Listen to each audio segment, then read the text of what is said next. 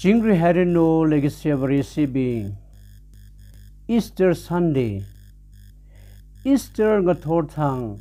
Shinau Kaikana Jishuwe Jikuli Waye Gazingrao na Atomli Sampangda Hange Hili Malay Mane Ali Ringsok Nasak Haire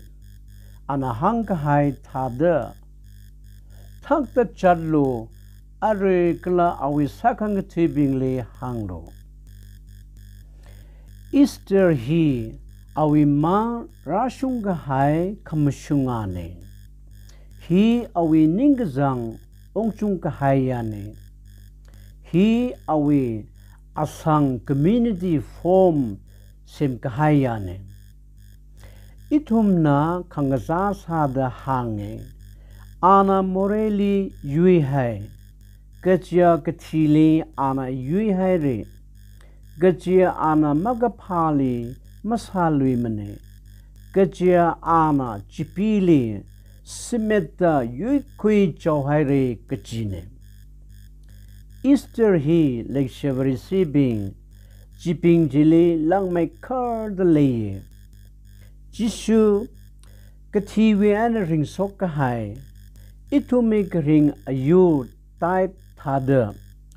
Kwika lui kwai handra kahaine Itumna ringda kle Mirin hili da Itumna samachine Act as if Anangateg kahai kring aina handraye A different being Pusakapan aina physically Kamong being makan laga Yaw gazat kala kathak songjat aina apam khangajai mang maningla kha khangate apong aina la rag haine kathar mirin ana okuti hili ringhai gasa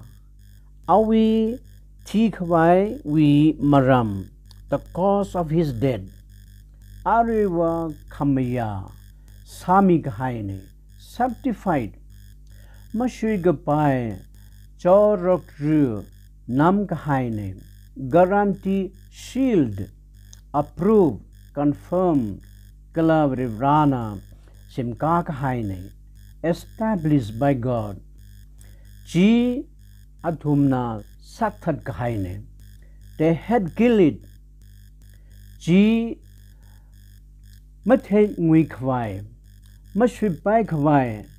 Athum nam Malegasi Ningli Langdam Awi Malungli Toput mi hai Par mi hai Athum na Katuka Ngalung lungli chifu hai Mangali ngalung kamong aina Ngakamda Atungli choradru Kanam mi hai Kala jiwiti le Santri bing hai mi hai Karingji Handra Gahaine That life had come back Okuti hili mirinji Hopo kwai Kang ate hang fuye Ariwa Ki kanala Karing mirinji Mangache mangatupai lak loimare Raisang ure It will grow Ngachi kangasak mathala Not as a threat Ka Miyur huptali Ungsung sak kangai Kala fulfillment Sada ngasaw re Alleluia Are itum Easter meeping ne Alleluia hi itum ilane Natum sai koruli Easter ngasokemi we sokemi Le chingrano Amen